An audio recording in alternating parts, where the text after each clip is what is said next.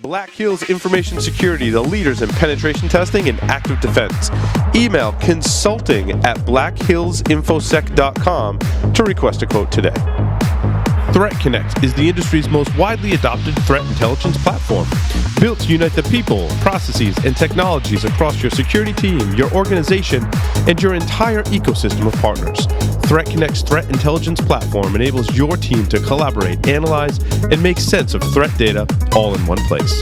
Empower your team towards fast and efficient analysis that leads to decisive action. Transform your entire threat detection and response program today. Claim your free account at threatconnect.com/securityweekly. Faraday is an open source collaborative pen test and vulnerability management platform.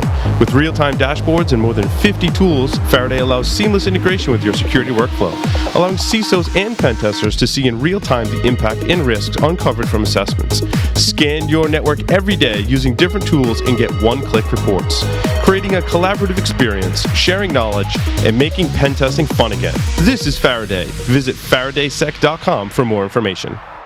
Welcome back, everyone, to Security Weekly. Now we're going to talk about a double Generation 1 Telepresence robot. Russell, tell us about this robot. So the robot is, so I want you to imagine, we're going to show it in a minute too, I want you to think of an iPad head with a Segway body attached by a telescoping mechanical rod. That's kind of sexy, but not it's really hard for me to envision. So let's show it, shall we? Let's see it. And I'll talk about it real time. All right. We've got Tyler. Tyler is on the Telepresence. Tyler, come on in. Come on in, Tyler. Yeah, there we go. There it is. All right. Look at this. Turn towards the camera. There we go. Yep. Turn. Look. Yeah, that's. Yep. Keep going. Keep going. And there he is. So Yeah. I've seen these a lot for like teleconferences, basically. Where, Yep. like I'm not there, but I can be there in the meeting kind of thing. I'm assuming that's the application. I don't know. Yep. Tyler's also our camera Tyler, operator. I think the robot is a little intoxicated, but we can't see the base, but the base. yeah. So I'm gonna take over for Tyler here for a moment. Excuse me, Tyler. Sorry, I don't mean to grab you. That.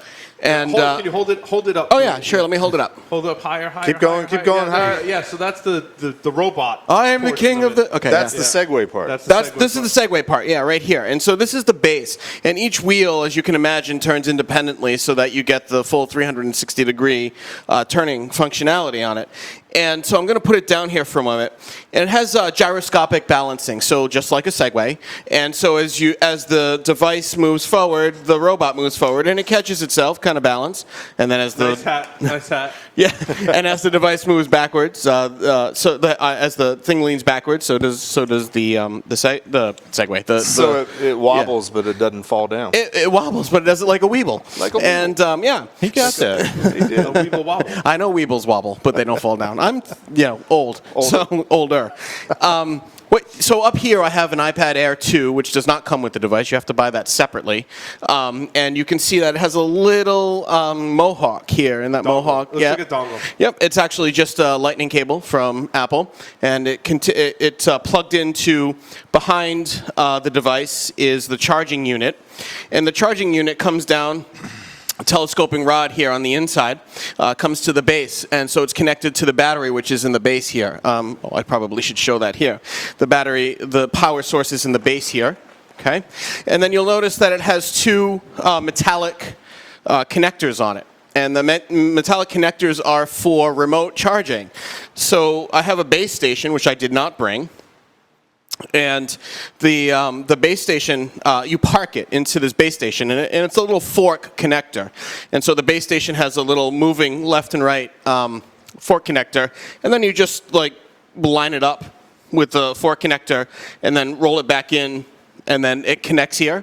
It doesn't like that. It does not like that because it's meant to be controlled by the app. So it's got that, and then you back right into it, and that's that. Now up here what we have is a speaker so that I can interact, or the operator, the teleoperator can interact with the people real time, right? You know, as in I'll talk about applications later, but in my classroom. And then here is a microphone, okay? And it's unidirectional, so it's whatever's in front of you, and it it works well as it filters out some of the ambient noise which you can get. And then this thing here is kind of wild.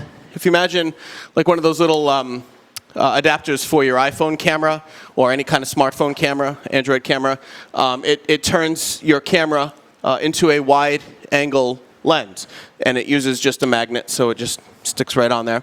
And now Tyler, our guest remote operator, can operate it and see, in roughly around, I think it's 80-degree angle. And it has, believe it or not, it uses both cameras on the iPad.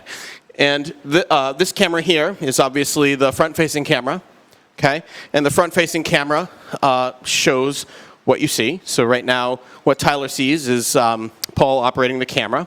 And then there's also, Tyler, on the keyboard, oh wait, you don't have a keyboard, you're using my iPhone.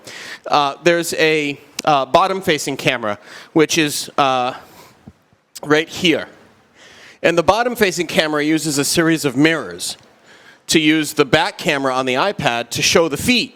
And that's how I park it into the fork so that it charges. So normally on a computer you would hit a space bar and that would switch back and forth or toggle back and forth between the cameras. And so it has a top speed of about, I think it's 2 miles an hour, the Gen 1s.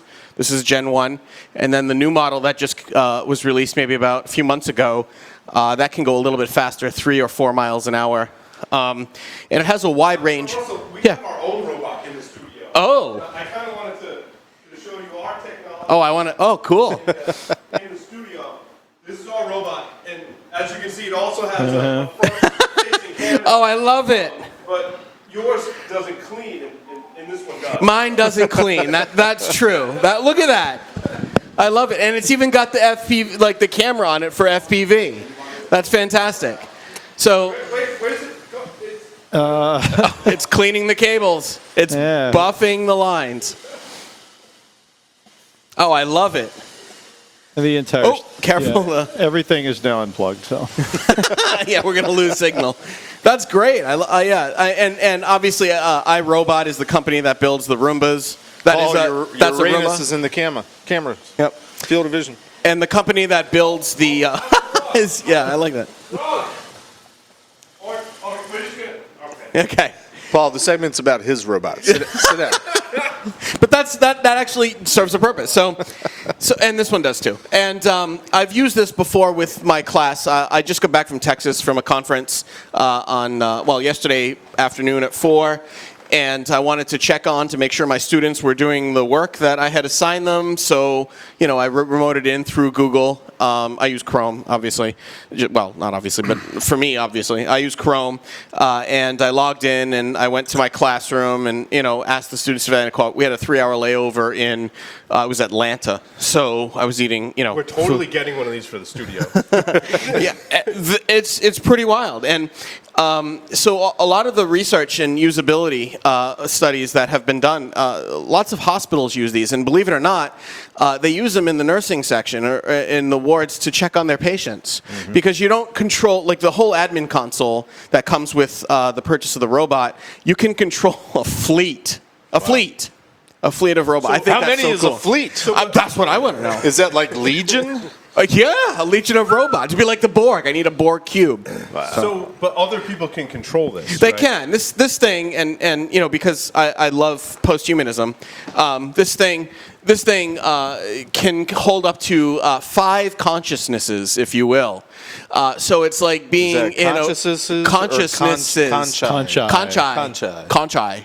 It's like being in a William Gibson novel, right? When Molly and Case and they were sharing a consciousness and they were in Molly's mind, but it's like being in a robot or a double mind, and that's the name of this device. It's double. Another thing that it can do also, let me see if I can override Tyler's control, is watch this. It can grow. Oh, look at that. And It likes you. Yeah, right. And all you did was kind of rub it a little bit. It's got a roboner,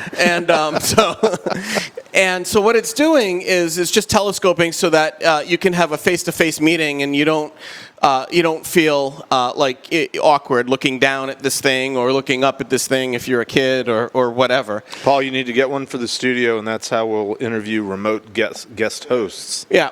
And so, look, now it's about, 5 feet, 5.5 feet. It goes up from I think it was 50 inches to 50 to 60 inches, something like that. And this was what the company sold me on. No other robot on the market, no other telepresence robot on the market right now does the telescoping height. So I thought that was kind of cool. The problem with the telescoping height is you lose speed. So it's already going at roughly 2 miles an hour. As you telescope up, you lose the ability to produce that speed. So now I can get maybe 1 mile an hour.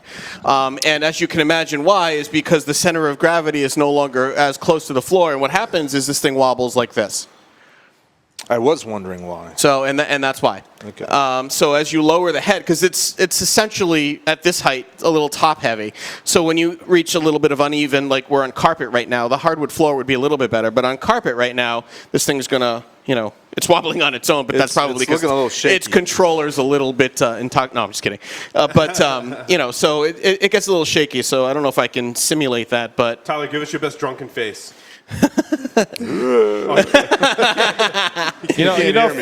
From this angle, it looks like robotic Mick Fleetwood. Another thing cool that it can do, which I've used before with the students, is that it can share your desktop. So if I'm on my computer and I'm remotely presenting to them, I can share whatever on my screen on the desktop and say, okay, so here's what I want you to click on. Watch me do what I do. Now you can click on this and put your password in. So that's kind of wild. It's not just face-to-face, if you will. But security implications for this are interesting. Sure. We've talked about video teleconferencing systems and their insecurities. Yep. This, if after everyone goes home and I hack into this remotely, sure, I can then drive it around. Yeah. You can, and I've done that to their company. Oh my God! Yep. The implications of that Too late. for a physical pen test or even a penetration test to be able to. This is total, not even total science fiction, but.